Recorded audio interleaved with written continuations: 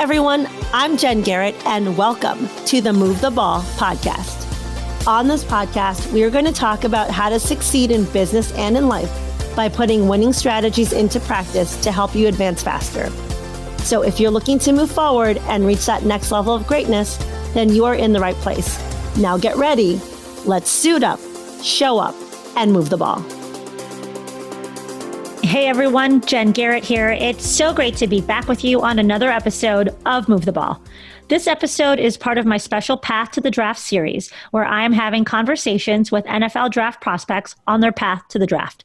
So today, inside the huddle with us and ready to share his story and talk about his path to the draft is Rajesh Faris II. Roe is a defensive back who played football at the University of Hawaii and finished his college football career playing in the Nflpa Collegiate Bowl. Over his 4-year career, he started 44 of 53 games and was a 2-time honorable mention All-Mountain West selection. He's had 4 career interceptions and was named Coach Bob Wagner Defensive Most Valuable Player in 2019.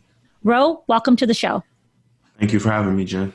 Well, I appreciate you being here with us today. So let's kick this conversation off by talking about your football position. You play cornerback. It's a position I'm very familiar with as my son played cornerback, and many NFL cornerbacks that I know will say that this is one of the hardest, if not the hardest, position to play in all of football. And I know there's others that may disagree with that, but tell us, in your opinion, why is this such a hard position to play?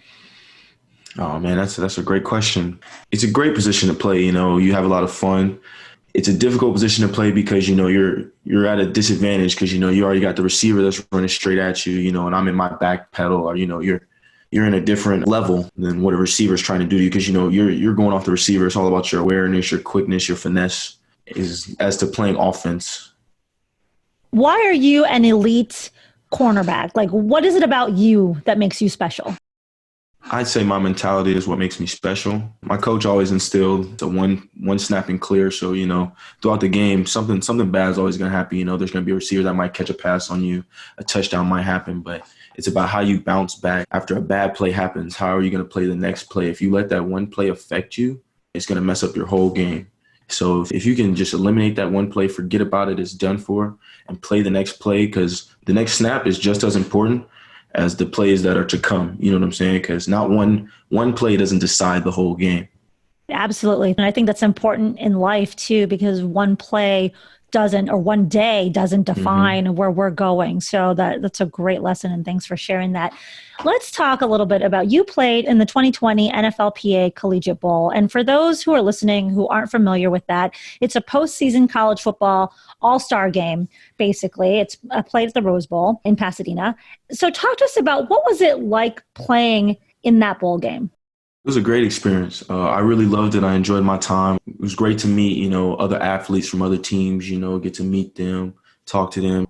You got to get interviewed with a bunch of scouts, you know, I think all the NFL teams were there. You get to sit down and meet with them. You get to do fun activities, and you stay in a nice hotel and you get to play in the Rose Bowl. It was a beautiful experience. I wouldn't change it for nothing. For those that aren't familiar, the Nflpa Collegiate Bowl is not just a Sunday event. There's a whole bunch of different events going on over many days, meeting, like you said, with different NFL coaches and teams. There's also the Nflpa is educating players on what it's like transitioning into the NFL. What lessons did you glean just from that whole experience? That it may not always work out like how you want it to work out, but you still have to stay the course. Like as life is, you know, sometimes you're going to hit a bump in the road, and you just to be able to keep your mind where you need it to be able to still pursue that main goal that you're going for. I mean, I make the first team I try out, but to be able to keep going even after. And then even after that, they also taught us about stuff like after football. Like we had a couple guys talk, guy came, played football for maybe a couple years. I'm not sure how long, but now he's an actor now. But what he was telling us was that you can use football as like a platform, you know, to boost yourself. Like he used football, and that's how he got his name out, you know, to be able to even get an audition for the show he's doing now and stuff. So they taught us a bunch of stuff about life and all that. Well, I think that's great because the average NFL career now is 2 years. It used to be 3.2, and so it's gone down. And so I think more and more people are being aware of the fact that football is not a career, it's a job. You may play 2 years, you may play 10, but there's a lot more of life beyond the game. And so I think that's great that they had people there kind of giving you some thoughts on positioning yourself for how to be successful beyond the game. So tell us more about your story. How did you get into football? What was your path? My path to football, it honestly, when I was in fifth grade, I just remember one day I asked my dad, I was just like, hey, I want to play tackle football. And next thing you know, I signed up and I'm playing from there on out. And it just turned out, I guess I was kind of good at it, to be able to advance each level and be able to be kind of dominant. And what is it about the game that really excites you?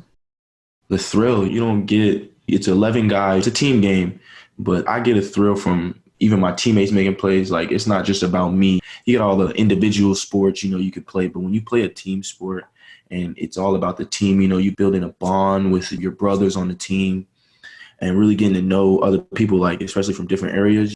You'll meet somebody like from Cali that has basically the same story as you. And when you guys gel and that becomes your brother, and then you're playing out there on the field with them, everybody's just out there making plays, flying around, having fun. The game goes smooth, and that's what I love so much about it. Now, coming out of high school, what program showed interest in you? Because Hawaii wasn't your initial path. No, it wasn't. The schools that showed interest in me, so I had no offers going into my junior year, and then it wasn't until the spring I got my first offer from Liberty University in Virginia. And then I think around the same time, a little bit later, I get an offer from Duquesne. And then throughout the season, I got an offer from Wagner College.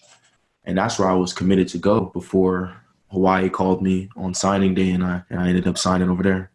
And what was that feeling? How did that feel for you? You thought you were going down one path, going to sign on National Signing Day with Wagner, and then you find out that Hawaii has an interest. How was that feeling? It was surreal. I mean, my dream was to always just play on the highest stage against D1A, FBS, and I was only settling for Wagner College because, it's the best I had. But for me, when I got that offer, it wasn't so much like, okay, oh man, like I'm going to go straight to Hawaii. I had options, and I had to sit down and really think like, okay, I can go to a school I took a visit for, met the people on campus, the coach really likes me, or I could take a chance on a team who just called me today, D1 program. You're going to get all the beautiful resources, play against the best athletes, And when I came to my consensus, I knew it was an opportunity I couldn't pass up. So moving all the way across the United States to Hawaii, I'm sure was a big transition. You're far away from home, from your family. How was that like transitioning out to Hawaii? It was kind of difficult at first. In a 6-hour time difference with my family. So, talking to them it's kind of tough to do, trying to be able to communicate with them with that whole 6-hour time difference. They're already halfway through the day. I'm just waking up. But when you're there to focusing on schooling and what you got recruited there to do, play football, you got to buckle down and handle your business, because that's how my parents raised me. I knew I had to lock in and get what I had to get out of Hawaii. And how did you stay mentally focused and remain locked in? I just remember my why. I got 2 younger brothers. I wish I had an older brother growing up, or somebody that went through this process like I had to do. I had to kind of do it alone. They're what keeps me going. I try to show them the right way, show them how to do it right, how to keep their head on straight, even though it may not go our way all the time. You don't have to be the best number 1 player in the nation or even top 10, whatever, but just keeping your head on straight, knowing that if you continuously work, that it will pay off, that people will see your talent. Very powerful. I think it's important for everyone to stay connected to their why, because that's what really drives you, to keep you focused and keep you going. So share with us, what was your most memorable game at Hawaii? Oh, man. That's a difficult question because, I made a lot of very good plays. But I'd say the most memorable, it has to be my senior year. We played Army, and I had no picks going into the last game. It's our last regular season game of the year. We're up already, but Army's driving on us. So it's the fourth quarter, and they're driving on us. They get down close to the goal line. They throw the ball to my side. I pick it, and I take it all the way back for 100 yards, pick 6. And, at the end, everybody's celebrating senior night. So, and I'm a senior, so, I'm sitting there. I forgot who I was talking to. I was talking to somebody. I think one of my friends, he comes up to me, whispers in my ear, like, hey, man, you just broke a record. And I was like, huh? He was like, yeah, that was the first 100-yard pick six in Hawaii history. That's something I can hold on to. And I got the game ball from that game too. So like, I hope it gets done again. But, to say I'm the first one to do it, it's crazy. Oh, yeah, I'm sure it's an amazing accomplishment, and you should be definitely proud. That should be why it's a memorable game for you. So thank you for sharing that. So tell us, has there been a coach that said something to you throughout your football career that's really stuck with you as something meaningful and impactful? Something that's stuck with me has been since my Pop Warner days when I played at Coral Springs Chargers.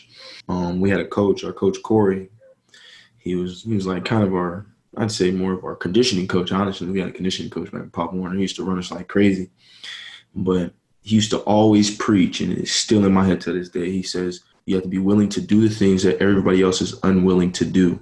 And that's the only way to really get to that peak of greatness, of excellence. If you're willing to do that, go that extra mile to do something that nobody wants to do, it'll pay dividends. Oh, that's great advice. Because I think when you look at all the people that are successful and that are truly elite, either athletes or just leaders and successful business people, that's what they do. They do the things that most people are unwilling to do so that they can be successful. So I appreciate you sharing that. So let's do a couple fun questions to end the show. Share with us, what's your favorite food? My favorite food? It's honestly always been a very difficult question for me because I like a lot of stuff. But if I had to say one, I'm a real big seafood fan. So I like shrimp. I like shrimp a lot.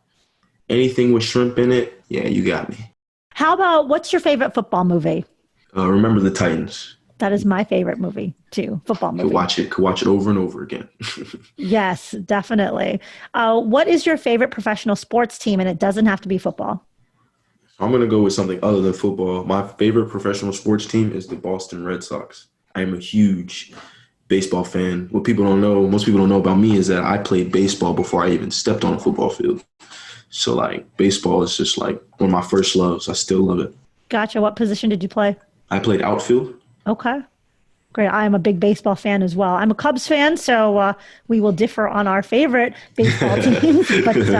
But both teams have had some great players over the years. Theo Epstein obviously had some time in Boston as well before coming to the Cubs. So he's definitely a guy that knows how to move the ball and do great things in baseball. And so lastly, if you could be any superhero, who would it be and why? Any superhero, huh? Oh, man. There's so many superheroes out there. And they all have such amazing powers. I'd like to be Thor. Why? He's a god. He controls lightning. He's got a huge hammer. And, he can fly and do all that stuff. I wish I could control lightning. Shoot. Sure. Okay, control great. the weather, basically. There you go. So now tell people, how can we follow you? What social channels are you on? Let us know how we can connect. Oh, if you want to connect with me, I am on Twitter at Roedoe, that's ROEEDOEE_4. Instagram, it's Roedoe, ITS, and then ROE, and then DOE. Those are the two platforms I'm on. So you want to follow me, those are the two you can best reach me at. Okay, great. And we'll be sure to have those in the show notes as well so people can follow you on your path to the draft and beyond. Well, Roe, thank you so much for being on the show today. It was such a pleasure. Thank you so much for having me. I appreciate it. And I wish you much success in the draft and in this new chapter. Thanks to everyone for listening to today's episode, and we will catch you next time. Until then, make sure that you suit up, you show up, and you move the ball. Thank you for listening to Move the Ball. To see more about what I'm up to and how I can help you to move the ball, check out my website at www.jenniferagarrett.com. Make sure you subscribe to the podcast so that you never miss an episode. And also join the Move the Ball Facebook group for even more content and to be a part of the Move the Ball movement.